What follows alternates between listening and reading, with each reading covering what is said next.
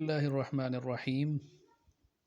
आज का हमारा ये session line by line colligative properties of dilute solution के हवाले से है। तो चलिए देखते हैं कि कोलिगेटिव प्रॉपर्टीज़ क्या होती हैं और कोलिगेटिव प्रॉपर्टीज़ का फ़ायदा क्या होता है। ठीक है, तो देखें colligative properties of dilute solution, ये आज का टॉपिक है। अब देखिए ये डिफिनीशन लिखी हुई है कोलिगेटिव प्रॉपर्टीज़, या इनको क्या कहा जाता है जी, इनको कहा जाता है कलेक्टिव प्रॉपर्टीज़। क्या कहा जाता है?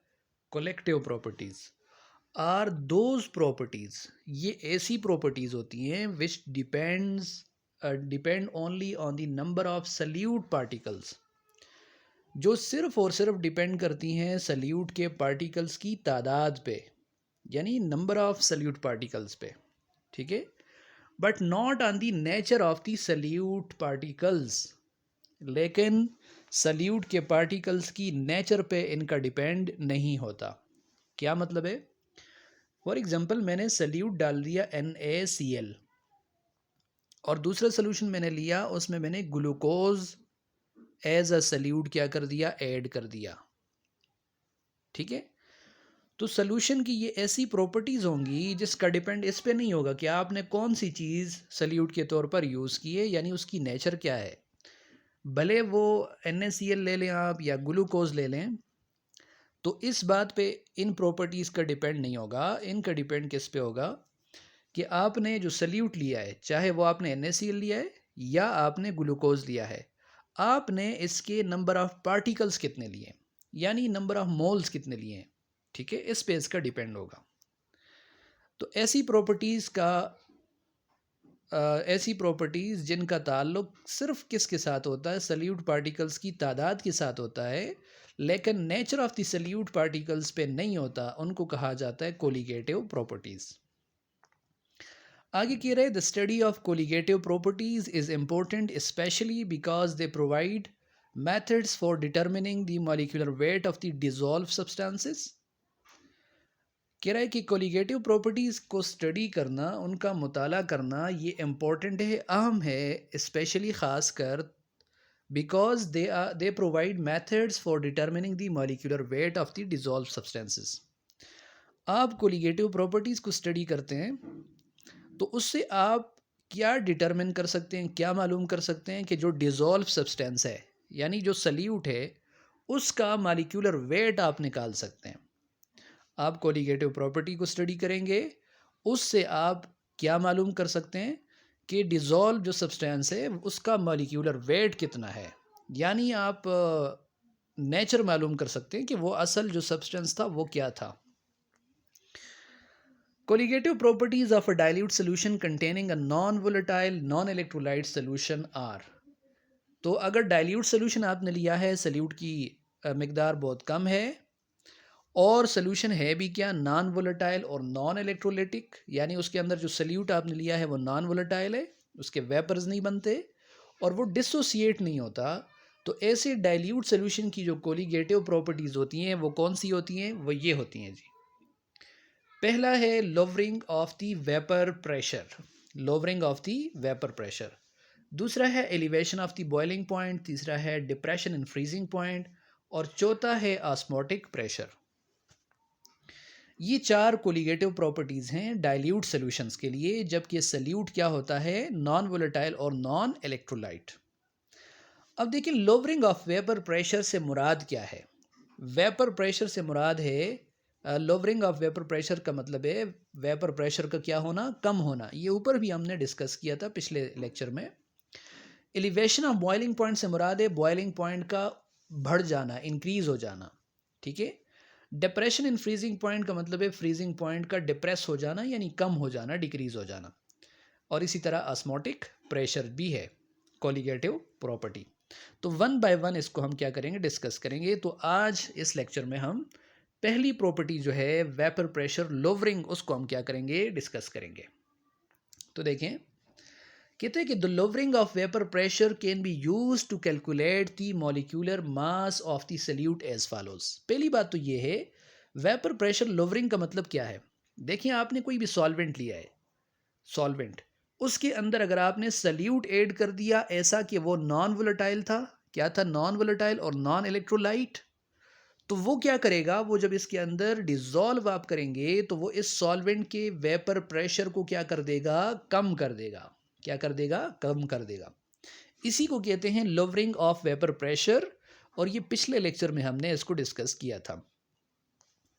तब ये सीधा सीधा जा रहा है और आपको कह रहा है कि जो लोवरिंग ऑफ वेपर प्रेशर है उसको आप यूज़ कर सकते हैं क्या करने के लिए, मॉलिक्यूलर वेट ऑफ सल्यूट को मालूम करने के लिए। ये ऊपर हमने देख लिया कि कोलिगेटिव प्रॉपर्टी से आप क्या कर सकते हैं, जो डिसॉल्व सब्सटेंस है यानी जो सल्यूट है उसका मॉलिक्यूलर वेट आप निकाल सकते हैं। फिर आगे कहते हैं since x2 is equal to n2 divided by n1 plus n2, कहते हैं कि जैसे आपको पता है कि x2 जो है, what is x2, x2 is the mole fraction of the salute, और मोल फ्रैक्शन जो है वो किसके बराबर होता है, देखिए आप x1 ले लें या आप x2 ले लें, ये किसके बराबर होता है, x1 अगर आप लेते हैं तो x1 से मुराद होगा नंबर ऑफ सॉल्वेंट यानी n1 divided by total number of moles n1 plus n2। इसी तरह अगर आप x2 लेते हैं तो x2 किसके बराबर होगा, n2 divided by n1 plus n2। ये हमने मोल फ्रैक्शन वाले लेक्चर में देख लिया था।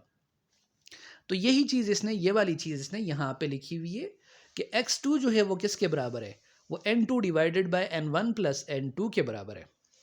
अब ऊपर एक इक्वेशन गुजरी है 10.6, और वो इक्वेशन क्या थी, देखें ये है 10.6, ये इक्वेशन है ये, और ये इक्वेशन क्या बता रही है, ये बता रही थी relative lowering of the vapour pressure.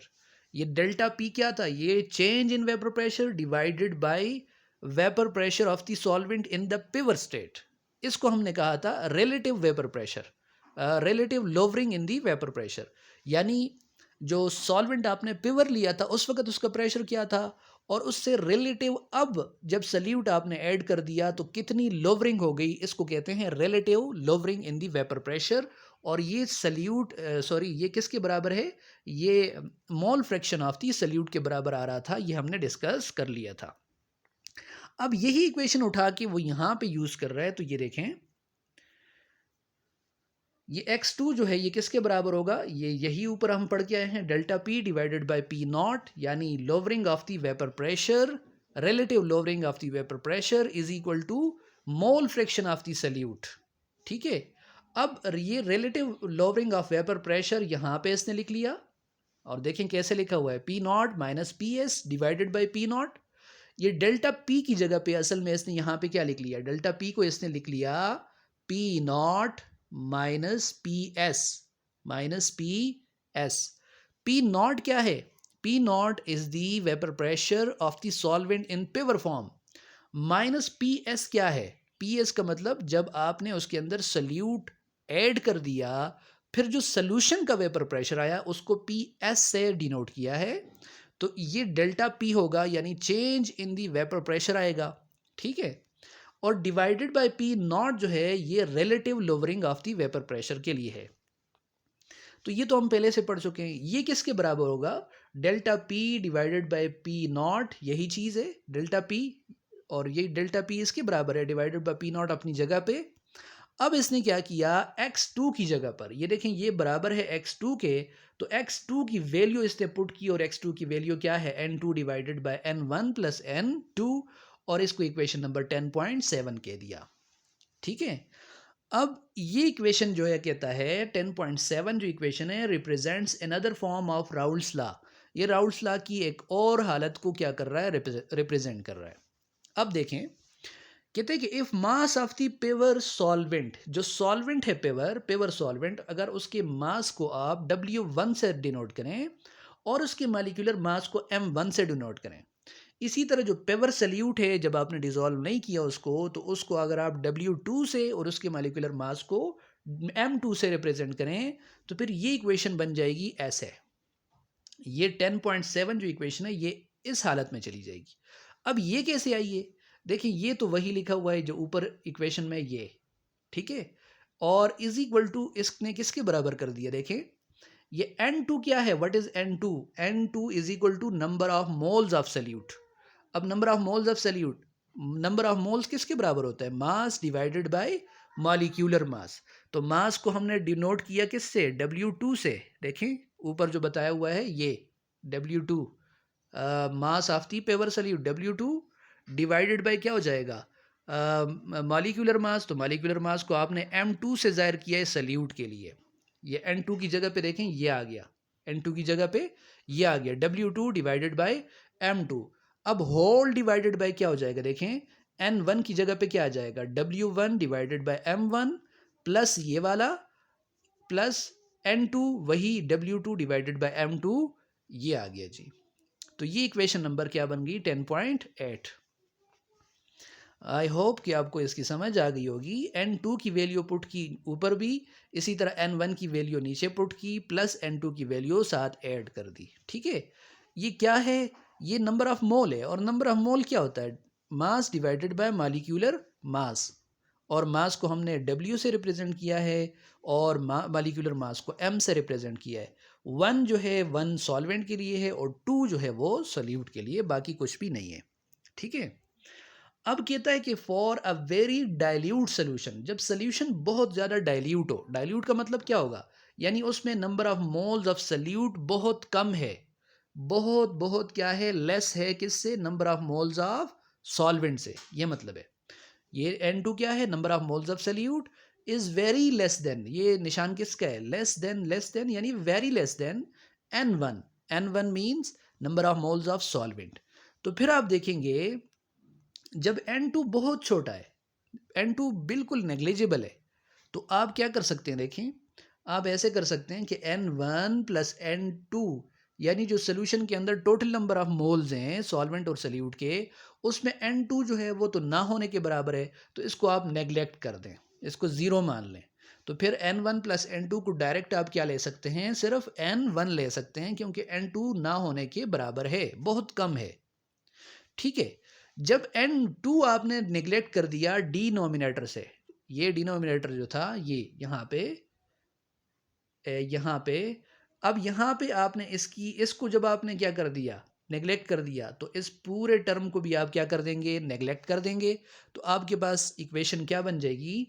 Equation आपके पास ये बन जाएगी, सिर्फ relative lowering of vapour pressure is equal to क्या हो जाएगा? देखें, इसने डायरेक्ट लिखा हुआ है तो मैं समझा देता हूँ।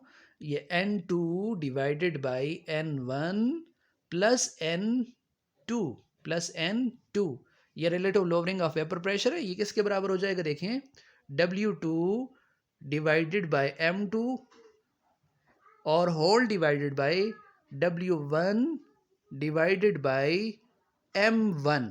और हमने कहा कि ये वैल्यू हम क्या कर देते हैं?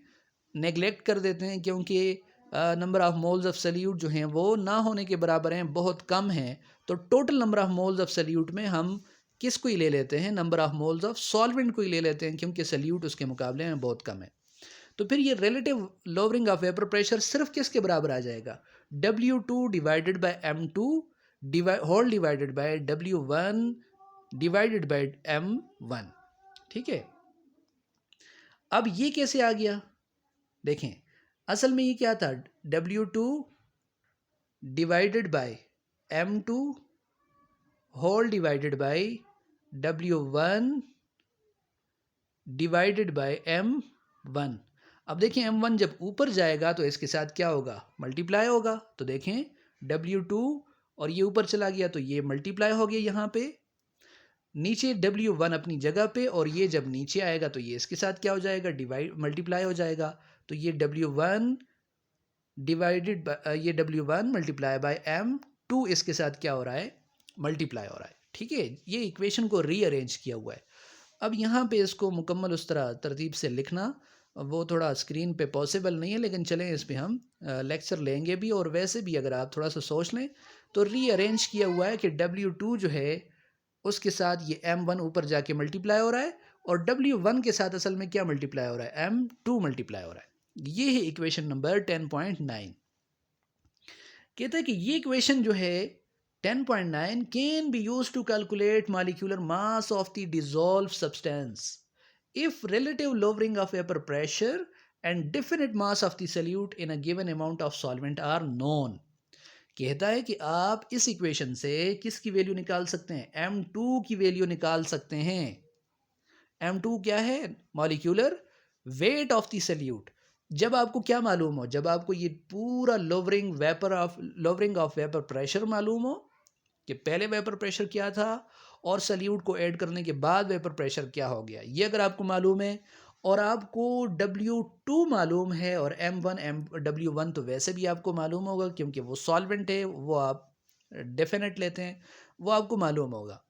आपको अगर W1 मालूम है यानी आपने सल्यूट कितना मास उसका ऐड किया था और आपको relative lowering of vapour pressure का पता है, तो आप यहाँ से क्या कैलकुलेट कर सकते हैं, M2 कैलकुलेट कर सकते हैं।